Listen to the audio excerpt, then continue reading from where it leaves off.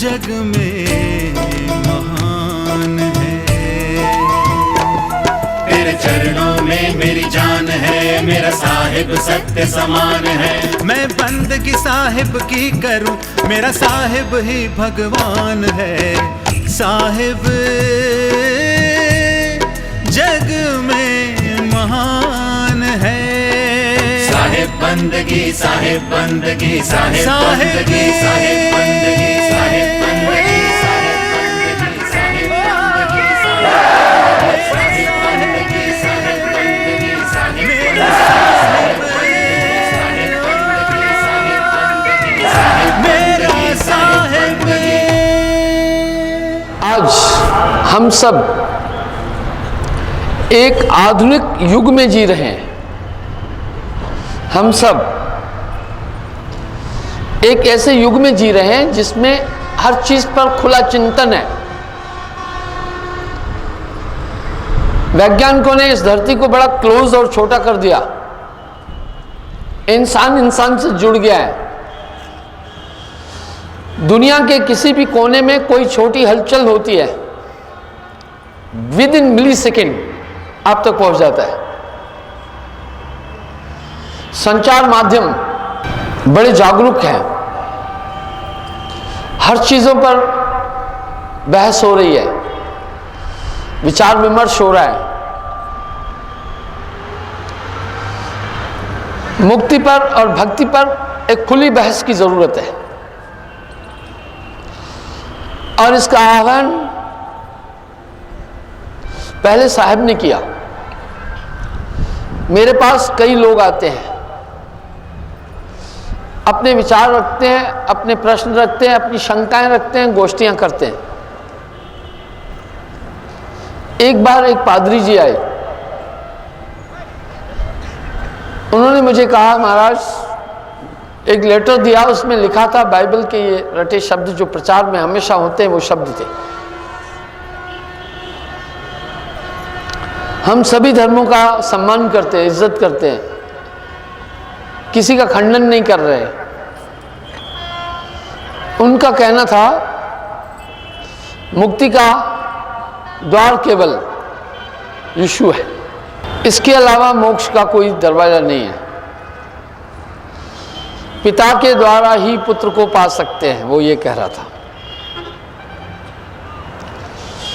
ये चीज़ें प्रचारक के तौर पर कई लोग प्रचार करते हैं, हम सब भी अपने धर्म का प्रचार करते हैं। कुछ ऐसी बात थी, मैंने कहा भाई मेरी एक बात है, जिस तरह आप ये कह रहे हैं कि मुक्ति का मार्ग इसके अलावा कोई नहीं, इसी तरह भाई इस्लाम भी तो कह रहा है कि हजरत मोहम्मद साहब और कुरान के अलावा ईश्वर तक पहुंचने का कोई रास्ता नहीं है, बाकी काफिर है, सय्याद के काबू में है सब जीव। बेचारे साहब कह रहे हैं एक शैतानी ताकत के हाथ में पूरे जीव हैं। यही बात अलेक्जेंडर कह रहा है। एक गीत भी सुना, जिंदगी क्या है, गम का दरिया है। वाह, न जीना यहाँ बस में, न मरना यहाँ बस में, अजब दुनिया। बहुत से लोग इस दुनिया से नहीं मरना चाहते पर मरना होता है। बहुत से लोग नहीं जीना चाहते पर जीना होता है। न यहाँ जीना बस में है, न यहाँ मरना बस में है। और ये दुनिया विशाल दुखों का घर है। नानक दुखिया सब संसार, सुखी सही जय नाम आधार। इसका मतलब है हम सब किसी एक शैतानी ताकत के हाथ में नाच रहे हैं। कहीं हम सब ने उस शैतानी ताकत को भगवान की संज्ञा दी है, कहीं किसी की संज्ञा दी है। साहब सावधान कर रहे हैं, जो रक्षक तह चीनत नाही, जो भक्षक तह ध्यान लगाई।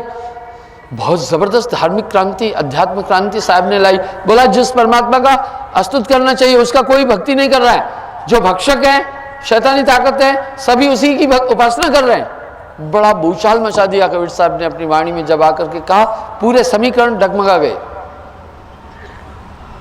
वह कह क्या रहे हैं, गण गंधर्व ऋषि मुनि और देवा ये सब करें काल की सेवा। वाह, ये परमात्मा की सेवा में नहीं लगे हैं, यानी हम सब किसी एक शैतानी ताकत को माने जा रहे हैं, हम सब शैतानी सत्ता के हाथ में हैं। जस नट मरकट को दुख देई, नाना नाच नचावन लई। जैसे बाजीगर बंदर को नचाता है, जो भी चाहे उससे काम करवाता है, इच्छा से चाहे अनिच्छा से करवाता है, उसे करना ही पड़ता है। ये आत्मदेव इस तरह दुनिया में सभी काम करता जा रहा है। उस नेटवर्क को आपको समझाऊंगा, ये बाजीगर बंदर को कैसे कष्ट देता है। आप में से कुछ लोगों ने देखा होगा, मैंने भी बच्चेपन में एक चीज देखी, बड़ा इनोसेंट था, गंभीर था, बाल्यावस्था से धूल कभी खेली नहीं। बच्चों को देखकर मैं भग जाता था छोटेपन में। मैं सोचता था कोई चुंडी काटता है, कोई कुछ करता है, कोई शैतानी करता है, कोई मिट्टी फेंकता है, कोई धूल फेंकता है, उठे नहीं बैठना। मैं बैठता ही बड़ों के साथ था, मैं बचता था। मैं सोचता ये तो हरकतें बड़ी अजीब सी है। सुनिए, लेकिन एक दिन मैंने देखा एक मदारी आया, उसने डमरू बजाया। डमरू इसलिए बजाया, उसने पहले भीड़ को इकट्ठा किया। लोग डमरू की आवाज़ सुनकर, खास तौर पर बच्चे आ जाते, वो जानते मदारी आया, कुछ न कुछ खेल दिखाएगा। मदारी ने खेल दिखाना शुरू किया। अपने पिटारे से उसने एक कांवट कंधे पर रखी थी, बेंगी, इस तरफ उसने कुछ सामान, इस तरफ भी सामान। जैसे श्रवण कुमार ने माता पिता को बिठाया, वो उस बेंगी कांवट में सामान रखा था, और बंदर कंधे पर था। बंदर के गले में जंजीर बंदी थी, मदारी के हाथ में डमरू था। मदारी ने सबका ध्यान अपनी ओर आकर्षित करने के लिए डमरू बजाया। बच्चे लोग खास तौर पर इकट्ठे हुए, कुछ वैसे भी इकट्ठे हो गए। भाइयों, उसने एक मूड़ी निकाली, बाकी सब चीज। बंदर को टोपी पहनाई हुई थी और एक शर्ट पहनाई हुई थी, पैंट पहनाई हुई थी, लेकिन था तो बंदर ही। कहा ये हमारा बंदर बहुत अच्छा है, अक्लमंद है, जो भी कहता हूं वो सब करता है। अभी ये बंदर आपको बताएगा कि आदमी ससुराल कैसे जाता है। पुराने जमाने में ससुराल आदमी कैसे जाता था वो मैं बताता हूं, मैंने भी देखा है।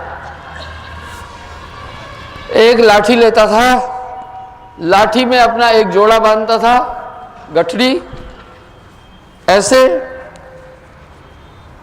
और ऐसे लाठी कंधे पर। क्यों ऐसा होता था? लाठी बहुत बड़ा हथियार माना जाता था। जंगल काफ़ी थे, जानवर, गीदड़, बगड़ियाल, ये सब कुछ मिल जाते थे, तो उनसे आदमी निपटता था। और लाठी के हैं बहुत गुण, सदा राखिए संग, सदा राखिए संग। नदी नाले में आप जब जाएं, भीजन देवे ना अंग, वाह। नदी पार करना हो, छाल मारो, और लपट कुत्ते को मारे, कहीं कुत्ता वगैरह काटने आए तो उसको भी भगा देती है। लाठी के हैं बहुत गुण, सदा राखिए संग। तो आदमी वो लाठी लेकर उस पर एक जोड़ा अपना टांग देता था, गठरी बांधकर, तब ससुराल जाता था। ये तो आपने भी देखा होगा जो बुजुर्ग लोग हैं। तो बंदर ने ये रोल दिखाना था कि ससुराल कैसे जाते हैं। अब जी बंदर को खड़े होकर जाना था दो पांव पर। कुत्ता और बंदर, इनके जोड़ पीछे टांगों के कुछ ऐसे हैं, स्ट्रेट खड़े होने में उन्हें दिक्कत आती है, परेशानी आती है। वो दो पांव पर नहीं चलते, चारों पर चलते।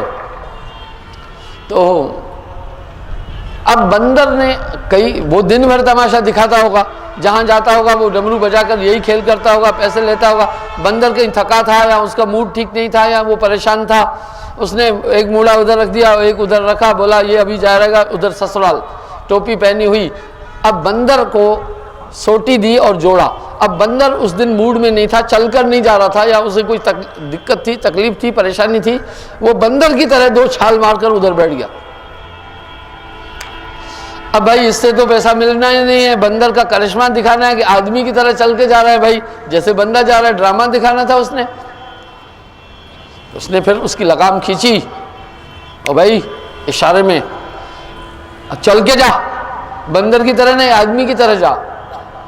फिर बंदर को पोटली और लाठी थमा दी, उसने लाठी हमें हाथ में पकड़ी और छाल मारकर फिर उधर बैठ गया।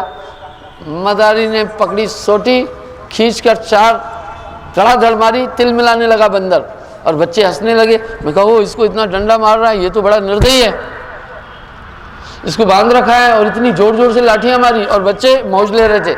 अपनी अपनी सोच है।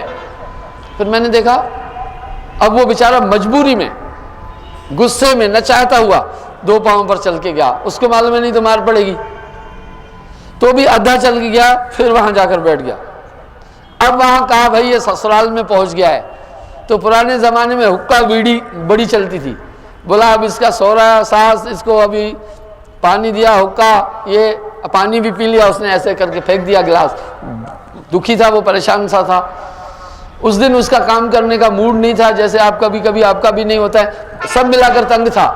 अब फिर बीड़ी जला कर दी, पीना था बंदर ने बीड़ी जैसे आदमी पीता है, और उसको कई बीड़ियां पिलाता रहता था रोज रोज। वो ट्रेंड था, जैसे आप देखते सर्कस में कोई भालू मोटरसाइकिल चला रहा है, शेर आग के गोले से जम लगा रहा है, ये सब अधीन है ना। उसने बीड़ी पी नहीं, जमीन में दे मारी। मदारी ने फिर उठाया चाबुक और लाठी, 4 तड़ातड़ मारी, चीं चीं करता बेचारा बेबस वहां रह गया। बीड़ी दी, फिर फूंकता रहा, ऐसा करता रहा। गुस्से में था, लेकिन बेहद गुस्से में था। फिर उसने फेंक दी। मदारी ने इतना मारा उसको, इतना मारा कि पूछो मत। आखिर में जो जो चाहा उससे पक्का करवाया। साहब यही बात कर रहे हैं, जस नट मरकट को दुख देई। नट कहते हैं बाजीगर को, मरकट कहते हैं बंदर को, उसको बड़ा दुख देता है। नाना नाच नचावन लई। आजकल तो ये सब नाच, कठपुतली, मदारी का नाच कोई देखता नहीं, और इंसान 9 घंटे, एवरेज 9 घंटे आदमी टीवी के आगे बैठा रहता है। इतना परमात्मा के आगे नहीं बैठता है, गुरु के आगे नहीं बैठता है। 24 घंटे में लोग, आजकल एक सर्वे में आया है 9 घंटे, यूरोपियन कंट्री में तो 9 घंटे आदमी टीवी और मीडिया के आगे रहता है, चाहे अखबार हो, चाहे टीवी हो, चाहे कुछ हो। मैं अपनी ज़िंदगी का 5 मिनट भी मीडिया के आगे हाजिर नहीं रहता हूँ। अखबार कभी पढ़ ली, टेलीविज़न में कभी नहीं देखता हूँ। इतनी बातों को इतना लंबा करके दिखाते हैं, और दिखाते क्या है, कहेंगे अभी छोटा ब्रेक होगा। वो उधर से गेंद फेंक रहा है, कहेंगे अभी छोटा ब्रेक होगा। फिर आधा घंटा वो अपना एडवर्टाइजमेंट का काम करते हैं, फिर बताएंगे भाई जम्मू में एक भूकंप आया, इसका अब छोटा ब्रेक लेते हैं, फिर बताएंगे। वो 15 मिनट ब्रेक में ही दिखाता रहेगा। ये बुद्धू बना रहे, कुछ भी नहीं है, सब कमर्शियल लोग हैं। तो उस जमाने में ये सब मीडिया नहीं था। अब आदमी क्या कर रहा है, मीडिया ने वैसे जागरूकता तो लाई है, लेकिन हानि भी हुई है, नेगेटिव पॉजिटिव दोनों चलें तो वो बंदर का खेल होता था, कठपुतली का खेल होता था, ये सब चीज़ें होती थी। तो साहब कह रहे हैं जस नट मरकट को दुख देई, नाना नाच नचावन लई। जीव के संग मन काल रहाई, अज्ञानी नर जानत नहीं। ये बहुत ज़बरदस्त इशारा धरती के मानव को साहब ने पहले आकर दिया कि हम सब एक शैतानी ताकत के हाथ में बंधे हुए हैं, और इसमें फिर उसके एजेंट भी बड़े तगड़े तगड़े हैं। मैं आपको एक छोटी सी बात बताता हूँ। एक जगह एक अफवाह उठी कि भाई शिवलिंग पाताल लोक से ऊपर उठता आ रहा है। पूरे देश के लोग उस स्थान पर इकट्ठे होने लगे, तमाम चढ़ावा आने लगा, तमाम सब चीज़ें होने लगी कि भाई शिवलिंग ज़मीन से निकलता आ रहा है। हमारे देश में इलिटरेसी भी बहुत है, भेड़चाल भी काफ़ी है। इस तरह कुछ महत्वाकांक्षी लोग अपना कार्य इस तरह सिद्ध करते हैं, कोई पानी वाला बाबा बनकर, कोई कड़े वाला बाबा बनकर, कहीं मूर्तियाँ दूध पीने लग जाती है, कहीं ऐसी संभ्रांतियाँ चलती हैं, और समाज इसमें उलझा है। तो भाई लोगों ने देखा वहाँ सही में शिवलिंग धीरे धीरे ऊपर आ रहा है। लोगों ने प्रचार किया भाई ये पाताल लोक से उठता आ रहा है, यहाँ आ गया है। भोले भाले लोग थे, सब जुट गए उसमें। हकीकत क्या थी, एक कुंड बनाया था छोटा सा गोल, उसके अंदर वो क्या करते थे, रात को सूखे चने और पानी डाल देते थे। लकड़ी पर शिवलिंग फिट कर दिया था, उस पर रखते थे, ऊपर थोड़ी मिट्टी थी। अब जब चना फूलता है तो 3 गुना बढ़ जाता है।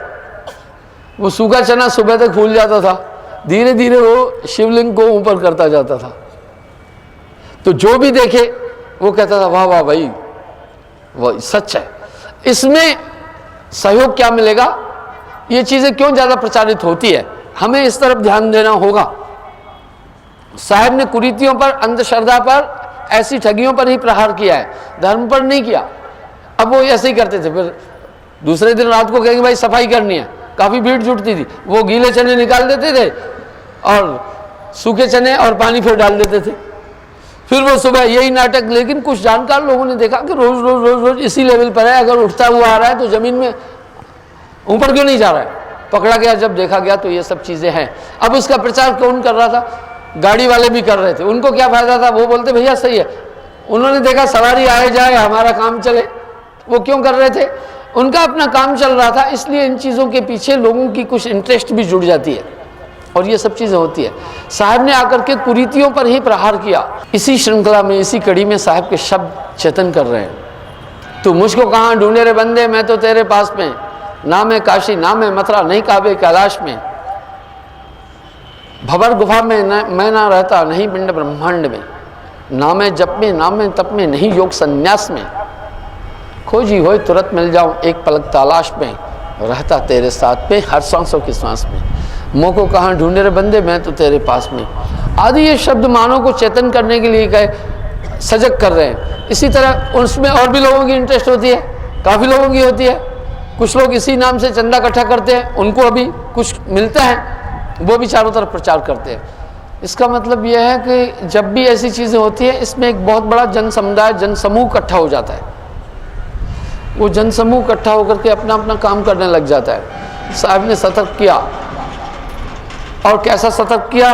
एक शब्द में कह रहे हैं, अभी नहीं गुरु का बच्चा, अभी कच्चा रे कच्चा। हम सब कभी छोटी छोटी चीज़ें देखकर सोचते हैं वाह भाई बाबा जी के पास तो बड़ी शक्ति है। ये सब मायावी शक्तियाँ हैं, इनसे जीव संसार सागर से कभी भी पार नहीं हो सकता है। इसका मतलब है जब तक नाम की ताकत इंसान में प्रविष्ट नहीं होती, ये पक्का नहीं हो सकता है। जब ये सदगुरु की ताकत आती है, आखिर ये नामदान क्या है भाई? सीधी ये बात है, पूरा नेटवर्क जो काल पुरुष का हर एक इंसान के अंदर है, उसी को सीज करता है नाम की ताकत। एक वो रेजिस है स्पिरिचुअल, जिसके बाद ये शक्तियाँ आपके अंदर काम नहीं कर पाती है। ये तो ये पूरा ब्रह्मांड, गण गंधर्व ऋषिमुनि और देवा, ये सब लाभ काल की सेवा, ये सभी काल पुरुष की सेवा कर रहे हैं। कबीर साहब ने आकर चौंकाने वाली बात कह दी, तो लोगों ने पुरानी मान्यताओं को जब ठेस लगी तो उन्होंने विरोध करना शुरू कर दिया और साहब को अछूत करके दरकार कर दिया। कह रहे हैं, वाणी में सतर्क कर रहे हैं, गण गंधर्व ऋषिमुनि और देवा, ये सब लाग काल की सेवा। भाई ये सब काल पुरुष की सेवा में करें। पीर पैगंबर कुतुब औलिया सिद्ध साधक और जोगी जत्ती, आगे खोज पाए न रत्ती, जाय निरंजन माह समाये। कह रहे ये सब निरंजन के अंदर जाकर समाये, आगे का कोई भेद न पाए, ये आगे के भेद को नहीं जान पाए।